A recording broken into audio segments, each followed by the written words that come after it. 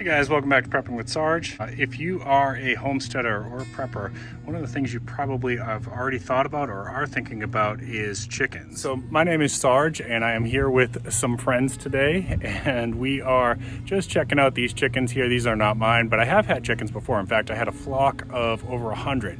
So today, in today's video, I am going to talk to you about what are 5 things that you need to know about raising chickens. Stay with me now.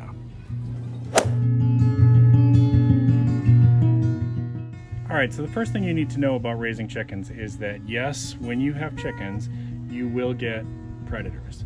They are, unfortunately, as fun as they are seen as easy pickings for any species that is a carnivore meat eater, right? So you can get weasels, you can get possums, you can get raccoons, you can get snakes, you name it. If you have chickens, you will attract the predators. We had a problem in Kentucky with red hawks, which are a protected species, which means I couldn't do a darn thing about that. We also had raccoons and possums. And so the number one thing you need to know is whatever you're using for their coop needs to be really, really sturdy. Like this is pretty good. Obviously a weasel can get through this, but a raccoon and a possum is going to have a much harder time. They're going to have to dig down through the bottom of that. And so what you usually want to do is you want to make sure your fence goes like 12 inches in the direction of where they would dig. So they're going to dig down, they're going to hit that fence, and hopefully that's going to be enough deterrent to protect this guy right here. All right? What do you think about that, my friend? The other thing that can be helpful, of course, is I do recommend that you have a rooster in with your hens. I'm going to talk about that in the next section here. We also utilized dogs to protect ours as well. We had Australian Shepherds, which are really good at adopting other species and considering them part of their family, so that was helpful. But just something to think about is that your coop wants to be really, really strong to protect them from predators, and you want to have maybe think about some other things like having 1 or 2 roosters in with your flock, things like that, because the roosters will actually do a pretty good job against the smaller predators too, like snakes and weasels and things like that.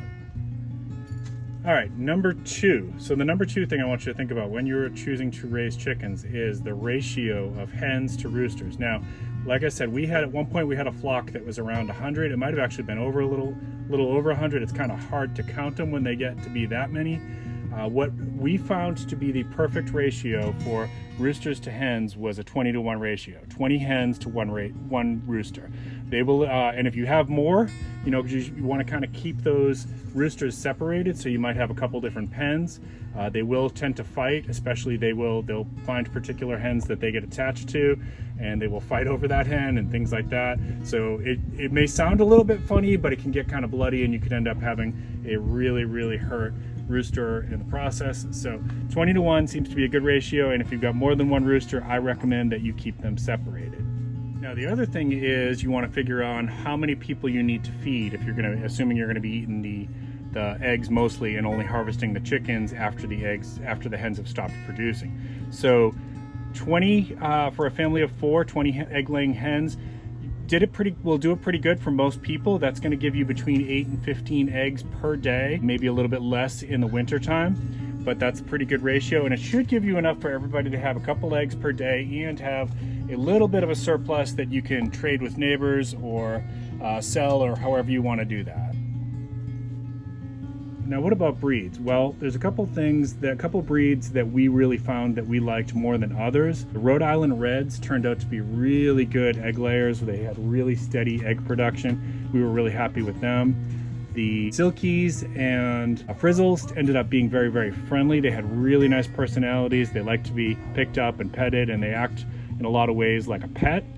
And if your children like colored eggs, the Araucana will give you blue and green and some different shades of yellow. So those can be kind of fun, especially around Easter time. So the 4 breeds that we liked the best when we had our coop and our breed and our chicken farm running was Rhode Island Reds for laying, Frizzles and Silkies for pets, and Araucanas just for their fun colors.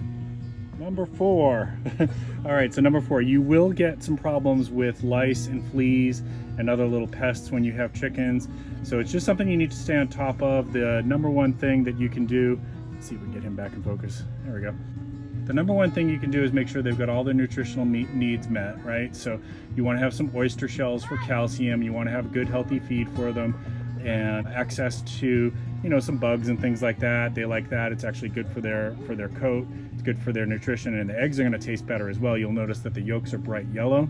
So all of those things will help a little bit, but you probably also want to have some medicines around for your flock so that if a little problem starts up, know how to use those things correctly so you can delouse them and that it doesn't become a problem that infects your whole flock.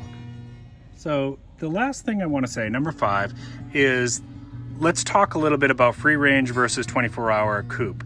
Now, there's pros and cons to both. If you have them in a coop 24/7, they are going to be a little bit less happy, right? Now, this one is not too bad because they've got a lot of room they can move around in, and you can see they're digging for bugs and things like that. Chickens like that, but it's also given them some protection. So they've got a lot of room to move around in there, but they've got some protection from predators, right? That's pretty good. If you go completely free range, what you will find is that you're going to lose some to predators, and we certainly had that some of the time in Kentucky, especially with the red-tailed hawks. They would just kind of swoop down out of the sky and take one. And there's not a lot you can do about that if you're going to have free-range chickens. For us, what we found was the best compromise was somewhere in the middle, so that they got some free-range time when we were home, and we could have the dogs watch after them, and they would be real happy. They would go out on the grass and get some plant diversity and find ticks and eat the ticks and the bugs and things like that, and that made them really, really happy, and their eggs tasted fantastic, and we had nice bright orange eggs. But at nighttime they would go into a coop similar to this one, where they'd be protected from predators all night long, which is when we tend to have more problems with, like, raccoons, possums, things like that. So you have to weigh the pros and cons. If you want happy chickens that are going to produce eggs that taste really good, then you are going to want to think about some ways that you can give them some free range time, or like a movable tractor. That's another one that people will build something like this, but it's on wheels, so they can put them in there, keep them somewhat protected, and then let them out so they get new areas to graze on. Okay. All right, folks, so that's pretty much it on my 5 tips for people who are considering getting a flock of chickens, newbies to raising chickens. Those are 5 tips from Prepping with Sarge to think about. I hope you found this helpful. If you enjoyed this at all, please consider giving me a thumbs up. Please consider subscribing with the bell on. Bell notification is super important because you don't want to miss uploads. I upload twice a week. Usually on Tuesdays, I either do a new skill or a product review, and on Friday nights, I try to go live stream to interact with the audience. I'd love to meet you. Swing by there, introduce yourself, let me know who you are. Keep planting your seeds, keep stacking your silver. This is Prepping with Sarge.